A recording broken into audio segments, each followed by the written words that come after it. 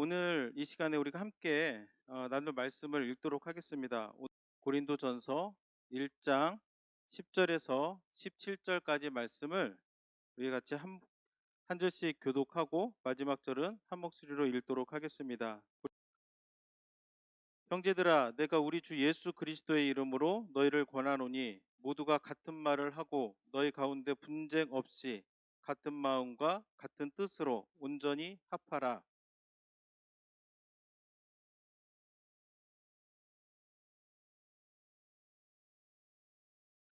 내가 이것을 말하거니와 너희가 각각 이르되 나는 바울에게, 나는 아볼로에게, 나는 게바에게, 나는 그리스도에게 속한 자라 한다는 것이니,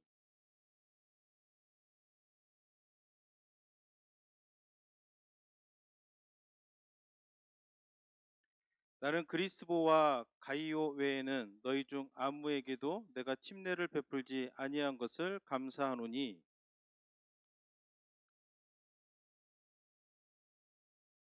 내가 또한 스데바나 집 사람에게 침례를 베풀었고 그 외에는 다른 누구에게도 침례를 베풀었는지 알지 못하노라. 그리스도께서 나를 보내심은 침례를 베풀게 하려 하심이 아니요 오직 복음을 전하게 하려 하심이로되, 말의 지혜로 하지 아니함은 그리스도의 십자가가 헛되지 않게 하려 함이라. 아멘. 저희가 지난 시간에 사도 바울이 고린도 교회 성도들에게 인사하고 이렇게 감사의 뜻을 전하는 것을 우리가 말씀을 통해 배웠습니다. 자신의 사도권을 부정하고 또 하나님의 은혜로 주신 성령의 은사를 잘못 사용해서 남보다 더 나를 낮게 여기는 그런 그 고린도 교인들을 향해서 사도 바울이 감사하는 것을 우리가 이제 나누었는데, 이제 오늘 본문 말씀에서는 이제 본격적으로 사도 바울이 고린도 교회 성도의 문제를 이제 언급하며 이제 그들에게 권고를 하는 것을 이제 보게 됩니다. 일반적으로 우리가 가장 그 안 좋은 것 중에 하나가 뭐냐, 공동체에 있어서 가장 안 좋은 것 중에 하나가 뭐냐면 분열입니다. 세계 전쟁사를 보더라도 분열 때문에 질 수 없는 전쟁을 지기도 하고, 또 반대로 상대도 안 되는데 똘똘 뭉쳐가지고 그 위기를, 전쟁을 승리로 이끈 것을 우리가 잘 알 겁니다. 우리나라 역사상 가장 넓은 영토를 가지고 있었던 그 고구려가 당나라에 의해서 이제 멸망을 하게 됐는데, 그때도 보면 그 연개 소문의 그 아들들이 서로 이렇게 권력을 위해서 분열된 그 모습을 보여서 그 천년의 왕국이 좀 허망하게 그 멸망하는 것을 보게 되는데, 참 이처럼 그 분열이 얼마나 심각한가라는 것을 이제 보게 되는데, 이것은 이제 교회에서도 마찬가지입니다. 그래서 오늘 본문 10절에 보니까, 형제들아, 내가 우리 주 예수 그리스도의 이름으로 너희를 권하노니 모두가 같은 말을 하고 너희 가운데 분쟁 없이 같은 마음과 같은 뜻으로 온전히 합하라라고 이렇게 10절 말씀에서 사도 바울이 권고하고 있습니다. 근데 우리가 그 눈여겨봐야 될 말이 뭐냐면, 처음에 고린도 교회 성도들을 향해서 사도 바울이 뭐라고 하냐면 형제들아라고 부르는 것을 우리가 보게 됩니다. 문제 많은 사람들입니다. 자신의 사도권을 부정하는, 본인이 교회를 세우고 말씀을 가르쳤는데 나중에 하는 소리가 바울은 사도가 아니다 라고 하는 그런 사람들에게 어, 사도 바울은 형제들아 라고 그렇게 이야기를 합니다. 그러면서 예수 그리스도의 이름으로 권한다 라고 하는데, 여기서 권한다는 말은 그냥 하면 좋겠다라고, 우리가 뭐 밥 먹으러 가서 뭐 먹을래요? 뭐 김치찌개가 맛있겠는데요, 이렇게 권하는 게 아니라 굉장히 간청을 한다는 뜻을 가지고 있습니다. 원문에 보면은 그냥 이렇게 그냥 서제션 하는 정도가 아니라 굉장히 간절하게 청하는 그런 뜻을 가지고 있습니다. 그러니까 이것만 보더라도 고린도 교회를 향한 사도 바울의 그 마음을 보게 됩니다. 지난 시간에 고린도 교회를 향한 사도 바울의 그 사랑이 있었기 때문에 자신을 향해서 사도가 아니라 부정하고 그 문제가 많은 사람들을 향해서 하나님께 감사한다고 고백했었던 사도 바울의 그 애타는 마음이 오늘 본문의 10절의 말씀에서도 그대로 이렇게 표현이 되는 것을 우리가 보게 됩니다. 근데 여기서 보니까 분쟁이라는 말이 나옵니다. 여기서 나타나는 이제 분쟁은 어떤 뜻이냐면 나뉘어지다, 분열하다라는 말입니다. 11절에도 보면 분쟁이라는 말이 한 번 더 나오는데 한국말 그 성경에는 똑같이 분쟁이라고 나오는데 사실은 이 두 단어는 다른 단어입니다. 그래서 오히려 그 10절에서는 분열이라고 이렇게 번역을 하는 것이 좀 더 원문에 가까운 그 뜻인데 이와 똑같은 그 말이 마태복음 9장 16절하고 마가복음 2장 21절에 쓰였는데 어떤 용도로 쓰였냐면 옷이 헤어지다라는 뜻으로 이 분쟁이라는 말이 쓰였습니다. 그래서 원문은 그 스키스마타라는 그 헬라어 그 말인데 옷이 완전히 헤어진 거. 그럼 여러분들 생각을 해보시면 옷이 막 헤어지면 어떻죠? 막 올이 다 풀리고 막 그런 것들을 상상해 보면 굉장히 너덜너덜해진 막 그런 뜻을 가지고 있는 겁니다. 그러니까 사도 바울이 그 하는 얘기는 뭐냐면 너희들이 그렇게 나뉘어지고 분열되고 너덜너덜해지는 그런 거 없이 같은 마음과 같은 뜻을 가지고 온전히 합하라라고 그 고린도 교회 성도들에게 권면을 하고 있는 것을 우리가 보게 됩니다. 그러면 우리가 단순히 생각할 때 하나가 이것은 이제 보면은 합한다. 영어 보니까 perfectly united라고 나와 있는데 하나가 된다, 연합한다 이 말은 어떤 의미일까요? 그냥 단순히 그냥 우리 하나 되자 하면 한 해가 될까요? 여러분들 어떻게 생각합니까? 분명히 분열이 됐으면 분열된 이유가 있을 거 아니에요. 근데 그런 것들을 다 덮어놓고 야 우리 하나 되자, 우리 합하자 하면 뭐 당분간은 하나가 될 수 있겠고 당분간은 합해줄 수 있겠지만 이것이 영원히 시간이 지나도록 그 상태가 유지가 되겠습니까? 안 되겠습니까? 당연히 안 되죠. 그래서 사도 바울이 여기서 말하는 온전히 합하라 이 말은 뭐냐면 잘못된 것을 고쳐서 하나가 되라는 그런 뜻을 가지고 있습니다. 그래서 교회 안에서도 우리가 어떤 갈등이 있고 어떤 문제가 있을 때 그냥 덮어놓고 하나 되는 것이 근본적인 해법은 아닙니다. 어떤 문제가 있고 갈등이 있을 때는 어떻게 되느냐, 그 잘못된 것들을 고쳐가면서 한 해가 되어야 시간이 지나도 나중에 후환이 없이 온전히 하나가 될 수 있다는 것을 우리가 알게 됩니다. 그래서 재미있는 것은 뭐냐면 온전히 합하다라는 이 말이 또 어떤 뜻을 가지고 있냐면 회복하다라는 뜻, 수선하고 고치고 회복하다라는 뜻을 가지고 있습니다. 그래서 이 온전히 합하다라는 말과 똑같은 단어가 또 어디에 쓰이냐면 마태복음 4장 21절에서 쓰이는데 한번 읽어보면 거기서 더 가시다가 다른 두 형제 곧 세베대의 아들 야고보와 그의 형제 요한이 그의 아버지 세베대와 함께 배에서 금을 깁는 것을 보시고 부르시니 이 말씀이 있는데 여기서 그물을 깁는 것과 온전히 합하다라는 말이 같은 말이 쓰인 겁니다. 그러니까 온전히 합하려면 어떻게 해야 돼요? 잘못된 것을 고쳐서 합할 때 그것이 온전히 합해 줄 수 있다라는 것을 우리가 알게 됩니다. 그러면서 사도 바울은 이 소식을 11절에 보니까 내 형제들아 글로의 지편으로 너희에 대한 말이 내게 들리니 곧 너희가 너희 가운데 분쟁이 있다는 것이라라고 그렇게 이야기를 합니다.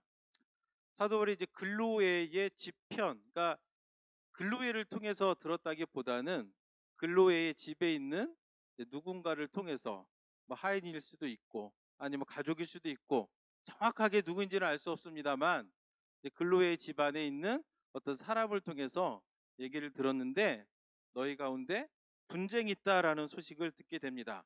그래서 아까도 말씀드렸듯이 11절에 언급한 이 분쟁이라는 말은 10절에 있는 그 분쟁과 다른데, 11절에 나타난 이 분쟁이라는 말은 다투다, 싸우다, 투쟁하다, 논쟁하다라는 뜻을 가지고 있습니다. 그래서 영어 성경도 10절의 그 분쟁은 디비전이라고 이렇게 번역이 되어 있는데, 그 오늘 본문의 11절에 나와 있는 그 분쟁에 대해서 영어 성경은 쿠어럴이라고 하면서 실제적인 그 다툼, 싸움 이런 것들을 의미하는 것을 이제 보게 됩니다. 그러니까 결과적으로는 이렇게 나뉘어지고 분열된 모습이 어떤 결과로 이어지느냐? 실제적인 싸움으로, 다툼으로, 논쟁으로 그렇게 이어진다라는 것을 성경은 우리에게 가르쳐 주고 있습니다. 그런데 그럼 어떤 분쟁이 있느냐? 이제 구체적으로 보니까 12절에 보니까 내가 이것을 말하거니와 너희가 각각 이르되 나는 바울에게, 나는 아볼로에게, 나는 게바에게, 나는 그리스도에게 속한 자라 한다는 것이니, 11절 말씀을 보니까 고린도 교회에 네 개의 그 분파가 있다는 것을 알려주고 있습니다. 근데 네 개의 분파가 있는데 어느 정도냐 보니까 너희가 각각 이르되라고 하는 거예요. 고린도 교회에 많은 사람들이 있었을 텐데 각각의 사람들이 막 소리를 높이면서 나는 바울 편이다, 나는 아볼로 편이다, 나는 게바 편이다, 나는 그리스도 편이다 라고 하면서 막 목소리를 높여서 서로 싸우고 논쟁하고, 그러한 모습이 고린도 교회의 모습이었다라는 겁니다. 되게 분열을 하면 되게 두 파로 나뉘는 건 봤는데 이렇게 네 파까지 나뉘는 건 굉장히 보기 드문 일이거든요.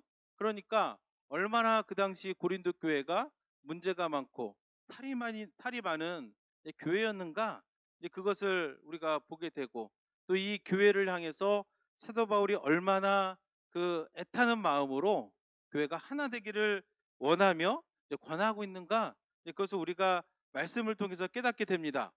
그래서 여기 보면 첫 번째 네 개의 파 중에 바울파가 있습니다. 이제 바울은 다 아는 것처럼 고린도 교회를 개척한 사람입니다. 당연히 교회를 개척한 사람이니까 물론 교회를 떠났다 할지라도 사람들이 바울을 기억하고 내가 바울에게 받은 은혜가 있고, 그러다 보니까 나는 바울에게 속한 자다라고 그렇게 이야기를 했던 듯합니다. 또 어떤 사람이 있었냐? 바울이 떠나고 나서 아볼로라는 사람이 왔습니다. 우리가 지난 시간에도 한번 살펴보았지만 아볼로는 사도행전 18장 24절에 보니까 언변이 뛰어나고 매우 성경에 능통한 사람이었다라고 성경을 이렇게 기록하고 있습니다. 그래서 어느 정도로 언변이 좋고 어느 정도로 성경에 능통했는가 보니까 18장 28절에 보니까 이는 성경으로서 예수는 그리스도라고 증언하여 공중 앞에서 힘있게 유대인의 말을 이기밀어라. 그들이 그 아볼로라는 사람이 그 대중들 앞에서 예수가 그리스도라라고 유대인들과 이렇게 논쟁을 하는 겁니다. 그랬는데도 불구하고 아무도 그 어떤 그 유대인들도 아볼로를 이길 수 없을 만큼 그의 말이 탁월하고 그의 논리가 출중하고, 그래서 그 아볼로가 이런 사람이다 보니까 이제 많은 그 고린도 사람들이 호감을 가졌던 것 같아요. 왜냐하면 또한 그 지난 시간에도 살펴봤지만 사도 바울은 언변이 좋지 못했다라고 성경은 기록하고 있습니다. 지난 시간에도 봤듯이 고린도후서 10장 10절에 보면 내가 그 말 편지로 쓸 때는 무게가 있고 힘이 있는데 직접 그를 대할 때는 말이 시원치 않다라고 고린도 사람들이 말을 하는 거예요. 그들의 말이, 그래서 그들은 뭐라면 고린도 교회 성도들이 말하기를 그가 편지로 쓸 때는 무게감 있고 그 글에 힘이 있는데 직접 몸으로 대할 때는 약하고 그 말도 시원하지 않다. 고린도 사람들이 그렇게 이야기를 합니다. 또한 본인도 스스로를 이야기하기를 고린도서 11장 6절에 보면은 내가 비록 말에는 부족하나라고 그렇게 이야기를 해요. 본인 스스로도 여기서 말한 내가는 사도 바울이 스스로를 말하는 말입니다. 내가 비록 말에는 부족하나, 그러니까 본인 스스로도 내가 언변에 있어서는 그렇게 좋지 못한 사람. 그러나 지식은 내가 많지만 그러니까 말에는 좀 부족한 사람이었다. 그러다 보니까 고린도 교회 성도들 사이에서는 바울이 최고인 줄 알았는데 아볼로가 더 좋더라 라는 사람들이 생겨났던 거야. 그리고 또 누가 있었냐면 게바파가 있었습니다. 게바는 아는 것처럼 베드로를 이르는 말입니다. 베드로는 어떤 사람이었냐면 유대인이었습니다. 사도 바울이 이방인을 위한 사도로 부름을 받았다면 베드로는, 게바는 유대인들을 향해서 계속적으로 복음을 전했습니다. 근데 베드로의 특징은 뭐냐면 그도 유대인이었기 때문에 율법을 철저히 지키는 사람이었습니다. 그래서 우리가 아는 것처럼 그가 그 이방인과 같이 밥을 먹다가 누가 들어오니까 그 모습을 숨기려 하다가 나중에 사도 바울에게 책망을 받는 그런 것도 우리가 알고 있듯이 베드로는 유대인이었고 또 그러다 보니까 율법을 지키고 또 율법을 강조하고 하다 보니까 그 고린도 교회는 국제 도시였기 때문에 유대인들도 고린도 교회 안에 있었을 텐데 유대인들에게는 베드로의 가르침이 더 좋은 거예요. 어릴 때부터 본인들이 지켰던 율법이 있는데 어느 날 갑자기 율법을 벗어나서 산다는 것은 그렇게 쉽지가 않습니다. 우리 교회는 침례교회입니다. 그러니까 침례교회이다 보니까 사도신경을 안 합니다. 근데 간혹 가다가 이제 타교단에서 오신 분들이 예배를 드리면 이상하다라는 거예요.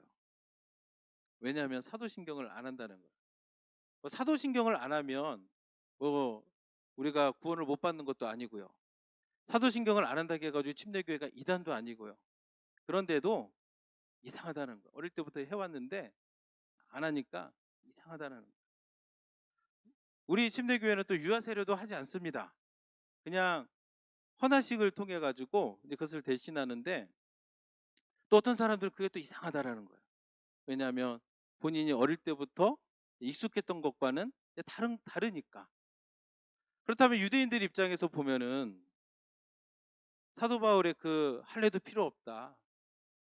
행위가 중요한 게 아니고 오직 믿음으로 구원을 받는다 하면서 정말로 그 가증한 풍속을 가지고 있는 이방인들이 교회 공동체 안에 들어와서 형제요 자매요라고 부르는 모습들이 어떤 유대인들은 굉장히 바다가 됐을 겁니다. 그런데 그런 마음을 알고 그들에게 귀에 쏙쏙 들어오게 하는 사람이 누구냐? 이제 베드로였으니까 베드로는 유대인 출신의 그리스도인들에게 굉장히 호감을 가져서 나는 개바파다, 개바를 따르겠다 라는 사람이 또 있었고 또 어떤 사람이 있냐면 나는 그리스도에 속하니까 나는 그리스도파다. 근데 사실 이 그리스도파가 말은 좋죠. 우리는 다 당연히 그리스도 안에 속해야 되니까 말은 좋은데 이 사람들이 그 문제는 뭐냐면 실상 나는 바울파다, 나는 아볼로파다, 나는 게바파다라고 말하는 사람들하고 별반 다를 바가 없는 거예요.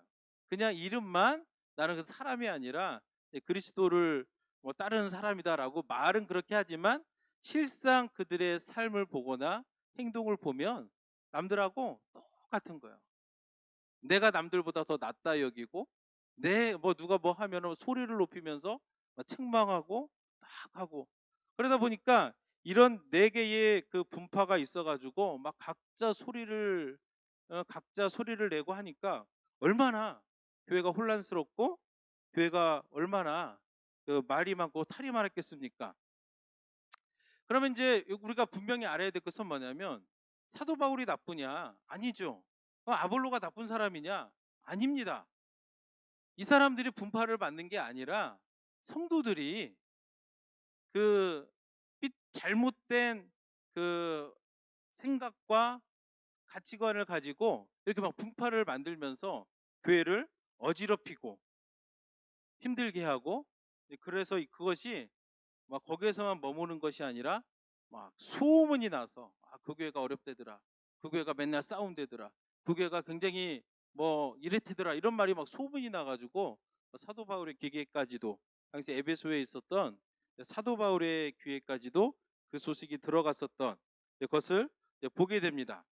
그래서 이런 상황 가운데서 이제 사도 바울이 세 가지 질문을 합니다. 13절 말씀을 보면 그리스도께서 어찌 나뉘었느냐? 바울이 너희를 위하여 십자가에 못 박혔으며 바울의 이름으로 너희가 침례를 받았느냐라고 하면서 세 가지 질문을 하는 것을 우리가 보게 됩니다. 일반적으로 성경에서 어떤 것을 이렇게 물어볼 때는 이게 굉장히 중요하기 때문에 물어보는 거예요. 그래서 대개 성경에서 어떤 질문이 있으면 그 답에는 굉장히 신학적인 중요한 가르침이 내포되어 있습니다. 첫 번째 질문을 보면 그리스도께서 어찌 나뉘었느냐라고 묻습니다. 이것은 뭐냐면 교회의 머리는 누구라는 거예요? 예수님이라는 것을 가르쳐 주는 거예요. 근데 고린도 교회 사람들은 뭐라 그래요? 마치 내가 주인인 것처럼, 내가 교회의 머리인 것처럼, 내가 옳다고, 나는 바울 편이라고, 나는 뭐 누구 편이라고 이렇게 소리를 높이는 것에 대해서 사도 바울이 가르치는 뭐냐면 그게 아니라는 거예요.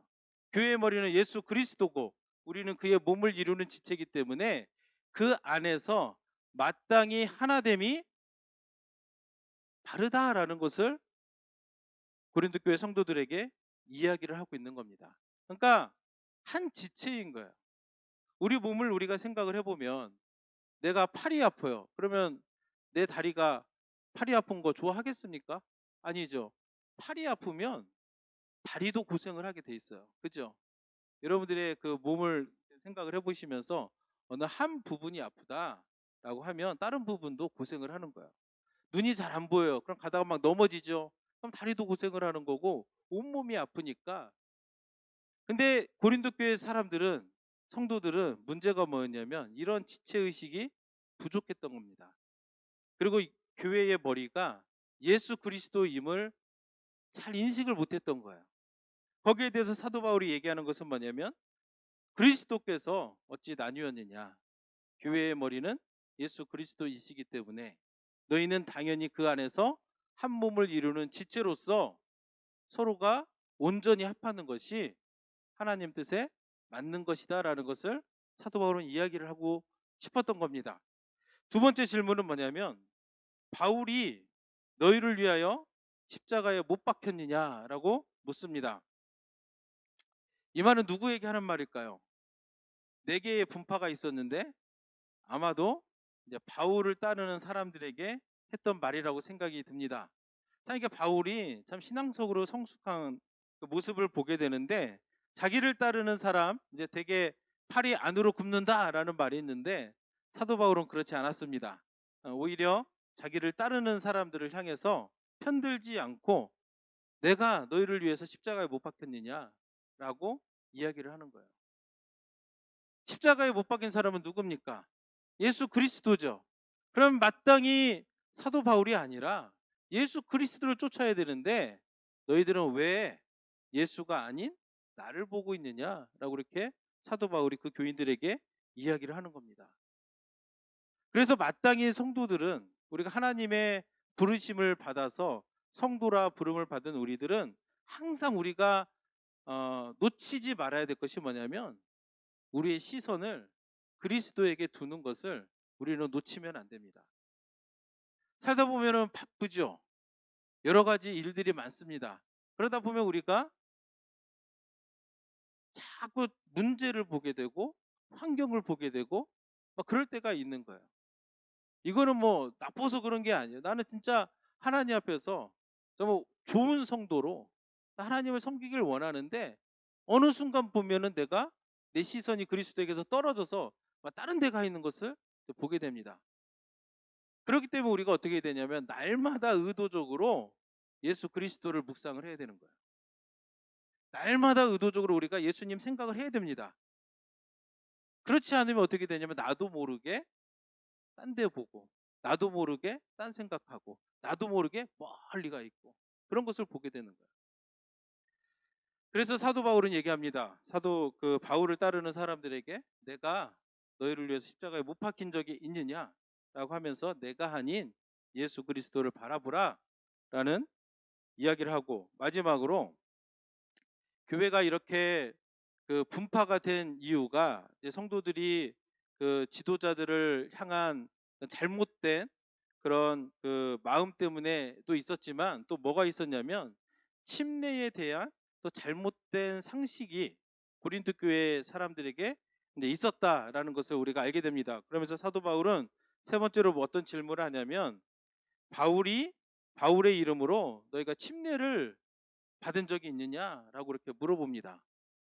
그러니까 아마도 사람들이 이제 분파를 형성하는 과정 가운데 이런 일들이 있었던 것 같아요. 나는 누구에게 침례받았다.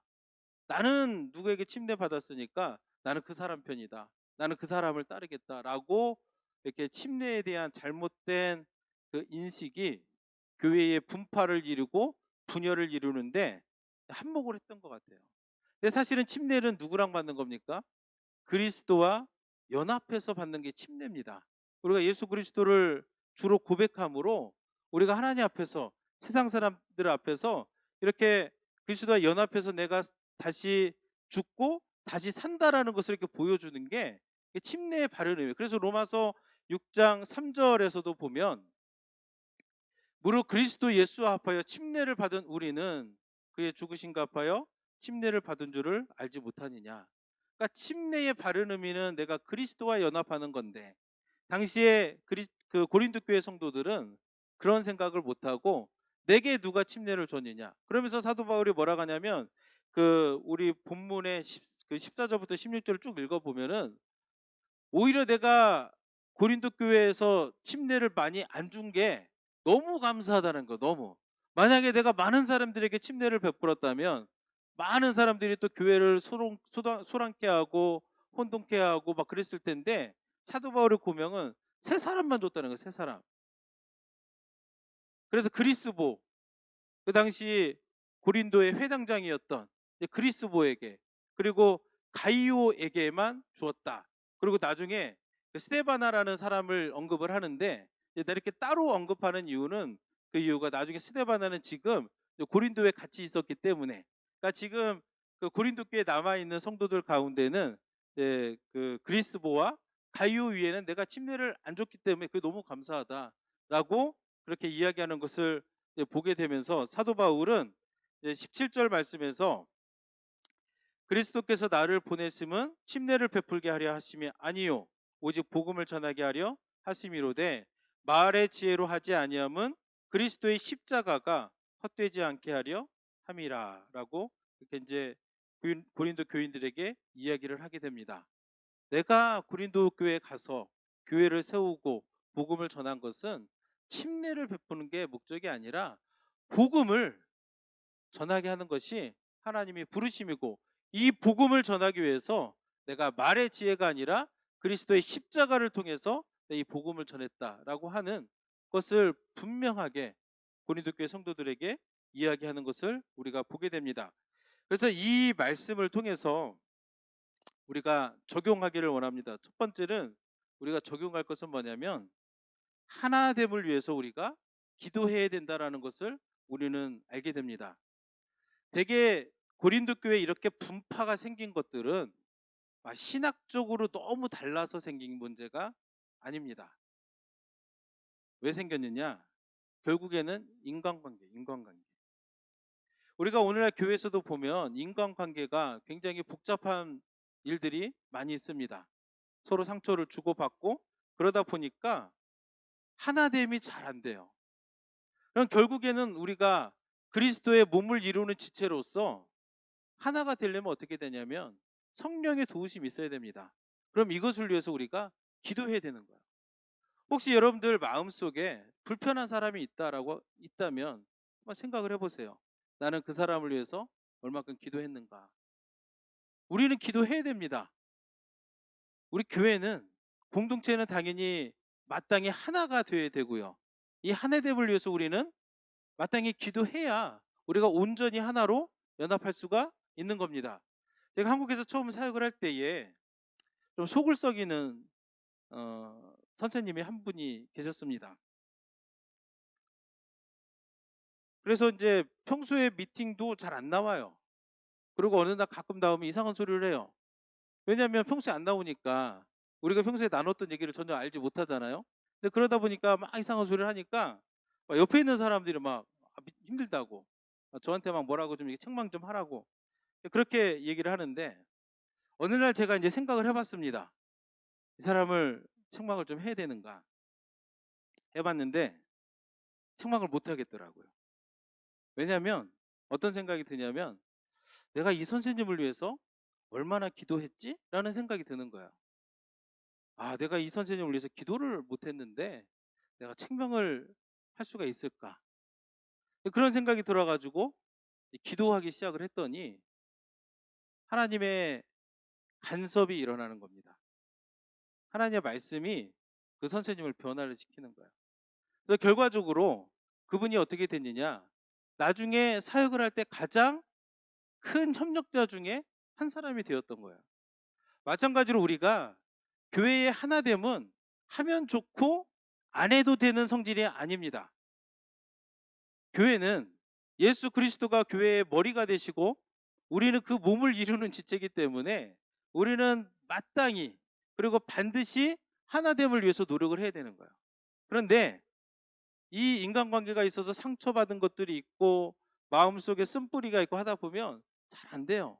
내가 막 컨디션이 좋을 때는 막 다 용서한 것 같고 다 괜찮은 것 같은데 내가 조금 힘든 일이 있고 어려운 일이 생기면 막 옛날 일들이 막 생각이 나는 거예요. 여러분도 그런 경우 없으신가요? 저는 있어요. 다 괜찮아진 것 같았는데 막 내가 힘들고 어려울 때 막 생각이 나는 거예요. 그렇기 때문에 우리가 온전히 합하기 위해서는 어떻게 해야 되느냐? 하나님 앞에 기도해야 되는 거예요. 특히 이민교회에 이런 문제가 많습니다.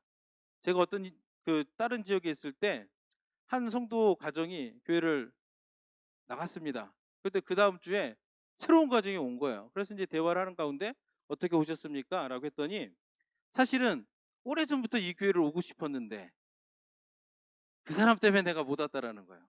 그래서 그 사람이 나가서 내가 들어가게 됐다. 근데 이게 그 분만의 문제는 아닐 거라고 생각이 듭니다. 우리들 가운데에도 그런 작은 문제들이 있을 수 있는데 이런 것들은 풀어야 돼요. 그래야 교회가 하나가 됩니다. 그래야 하나님께서 기뻐하시는 교회로 세워질 수가 있는 거예요. 그러기 위해서는 어떻게 해야 되느냐?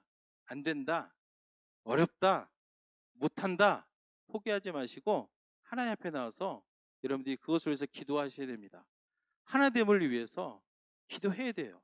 그 하나됨을 위해서 내가 고쳐야 될 부분이 있다라면 마땅히 고쳐 나가면서 우리가 하나됨을 위해서 기도할 때 하나님의 간섭함이 일어나고 성령님의 도우심이 있어서 좀 하나 되는 그런 하나님의 은혜가 우리들 가운데 임할 줄로 믿습니다. 두 번째 적용점은 뭐냐면 우리가 말씀을 아는 일에 힘써야 된다라는 것을 우리가 보게 됩니다.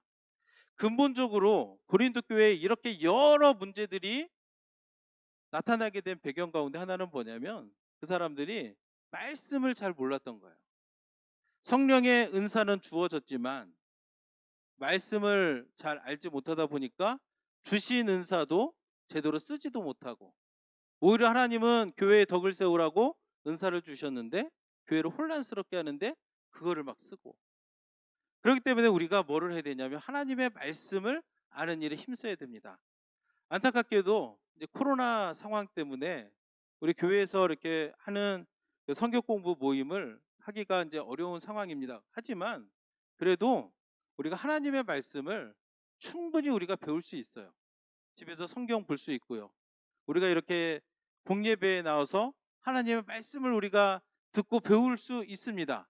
그렇기 때문에 여러분들은 성경을 읽고 이렇게 예배하고 이런 일에 더욱더 힘을 써야 됩니다. 우리가 코로나가 처음 왔을 때 참 이렇게 모이는 건 쉽지 않았을 때 많은 분들이 그런 얘기를 했어요. 아, 우리가 이렇게 예배하는 게 얼마나 감사한 일이었는지 소중한 일이었는지 몰랐다. 그런데요, 이게 이제 한 달, 두 달, 세 달 지나다 보니까 익숙해지는 거예요. 익숙해지는 거예요. 사람은요, 좋은 것도 익숙해지지만 나쁜 것도 잘 익숙해져요. 그렇기 때문에 우리는 늘 깨어 있어야 됩니다. 예수님이 이렇게 우리에게 주시는 말씀은 항상 깨어 있으라는 거예요. 사탄이 막 그 우는 사자처럼 삼킬 자를 찾아서 이렇게 돌아다니고 있기 때문에 우리는 늘 깨워서 하나님의 말씀을 배우는 일에 우리가 열심을 내야 됩니다. 그래서 집에서 성경 좀 보시길 바랍니다. 우리 생명의 삶도 이렇게 하면서 큐티도 이렇게 권하고 있는데 좀 하시고 이렇게 좀 이렇게 다른 것만 이렇게 TV 보면서 화내고 막 그러지 마시고 말씀도 보면서 묵상하면서 이 말씀을 통해서 또 하나님이 내게 무엇을 말씀하시고 있는가 생각하면서 한번 실천해 보시고 이런 노력들이 우리들에게 필요한 겁니다. 오늘 아침에 이제 그 말씀 큐티 말씀을 보았을 때 로마서 4장 1절부터 8절의 말씀을 보았는데 그 사도 바울이 유대인들을 향해 가지고 믿음으로 말미암아 의롭게 된다라는 것을 이야기하면서 뭐라고 하냐면 성경이 무엇을 말하고 있느냐라고 이야기를 하면서 유대인들에게 말하고 있는 것을 보았습니다. 그래서 우리가 기억해야 될 것은 뭐냐면 항상 모든 순간 가운데 우리의 생각과 판단의 기준은 성경이 돼야 되는 거예요. 성경이. 그런데 알아야 이 성경을 알아야 우리가 기준으로 삼죠. 모르는데 어떻게 기준으로 삼겠습니까? 그래서 여러분들은 하나님의 말씀을 아는 일에 힘써야 돼요.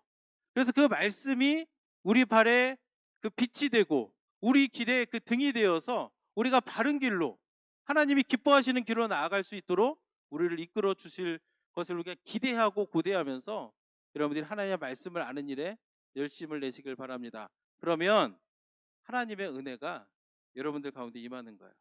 하나님의 크신 손이 여러분들을 감싸 주시는 거예요. 슬픈 일이 있을 때, 힘든 일이 있을 때 하나님이 위로해 주시고 승리할 수 있도록 도와주시는 거예요. 우리가 그것을 믿고 오늘 말씀을 기억하면서 하나됨을 위해서 기도하는 일에, 그리고 하나님의 말씀을 아는 일에 힘을 내어서 우리 모두가 다 하나님을 기쁘시게 해드리는 우리 성도님들이 되기를 예수님의 이름으로 축복합니다.